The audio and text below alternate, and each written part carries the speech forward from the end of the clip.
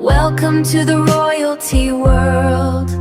Just me and my baby navigating life's way, from messy milestones to learning through our play. Oh, this whole world is a treasure for you, exploring beauty and luxury, everything new.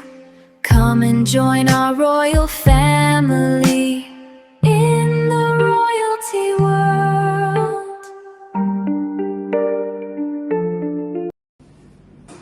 هاي جايز، كيفكن؟ شو الاخبار؟ اليوم الاكتيفيتي عن هودي الشيبس المعينين للسيركل، وفي عنا بس واحد سكوير.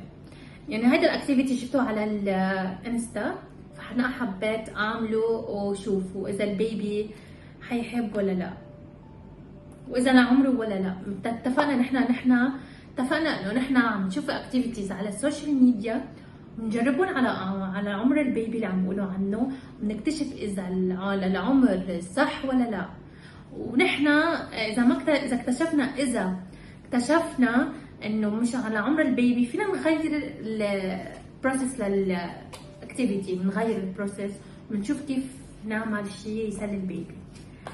فاول شيء عندنا هيك انه بنفتح البيبي. اللي شفته انا الاكتيفيتي انه البيبي بركب الاغطيه صح. فبعض الاغطيه كان البيز اللي لهم انه مضر للبيبي، بيجرح، وكان صعب انه انا اقصه وحطه ولزقه. فعملت البيز هون بالكرتون. يلا هيدا الاغطيه يا مامي، فرجيني اذا بنعرف نشيلهم ونحطهم. ها، فانا فكيت انه البيبي صعب يفك الغطاء مثل ما نحن عم نفكه. فهي انا عملتهم هيك، رخيتهم لنشوف اذا البيبي قادر يشيلهم ولا لا. فالبيبي اكيد ما حيعرف يفتح يفتح الغطاء. فانا هلا فتحته ورخيته، بس شوف البيبي اذا حيشيله. فرجيني هيك مامي، فرجيني شيله. هذا يا مامي، شيله. هون البلو، يالو.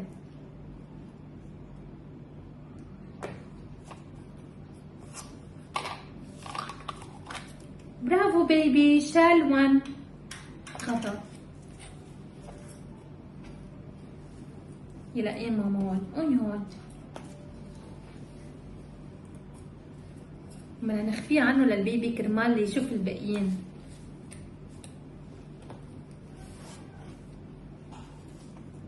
leave it.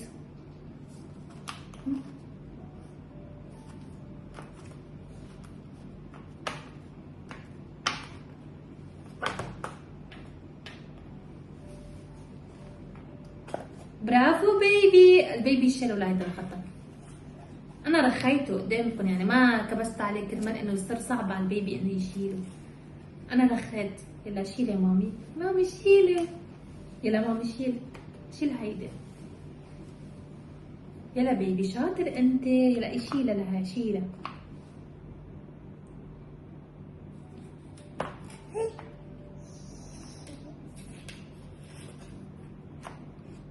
برافو بيبي، برافو زادة يا قلبي الشاطر. أنا مامي. يلا شيل يا مامي هون.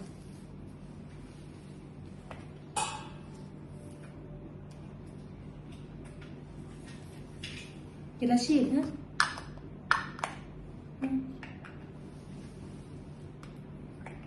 برافو جادو. كلاب فور جادو، كلاب يا عمري الماما. برافو جادو، كلاب فور جادو. يلا شيل هيدا الماما، شيل. برافو جادو، كلاب فور جادو، شاطر بيبي، برافو. يلا حطهم محلون. برافو. لا هون مش لهون يا ماما، مش لإله، منو لإله هيدا.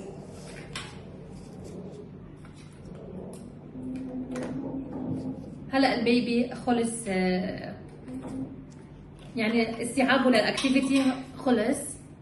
انه يشيلهم، بس ها كان هم انه قادر يعملوا الاكتيفيتي انه يشيل اغتين، اما يرجع يحطهم محله فكتير صعب عليه لانه متعددين كذا قطعه وكذا نوع كذا شيب.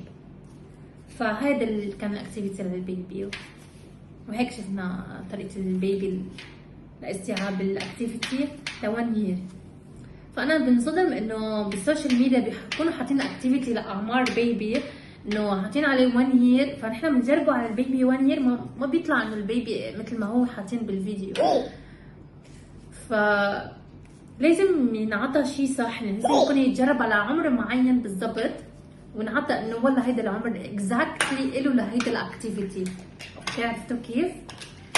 فهذا كان معنا الاكتيفيتي لليوم جايز، بتمنى انه عجبكم الفيديو واخذتوا فكره عن الاكتيفيتي للبيبيز اللي انتم لازم تعملوها. يعني انا عم سهل عليكم الاشياء للبيبيز الاكتيفيتي، يعني انت بتحضروا الفيديو بتشوفوا اذا البيبي ل 1 يير بتعملوا له هذا الاكتيفيتي لابنكم اذا كان عمره 1 يير مثلا، بعدين من سنه ونص لنقول كيف كان الاكتيفيتي مع البيبي استوعبوا ولا لا، بعدين بالعمر 2 فنحن عم انا نحن بالشانل عنا انه كمان فرجيكم على الاكتيفيتيز الصح لاولادكم واعمار المناسبه والاكتيفيتي المناسب لكل عمر.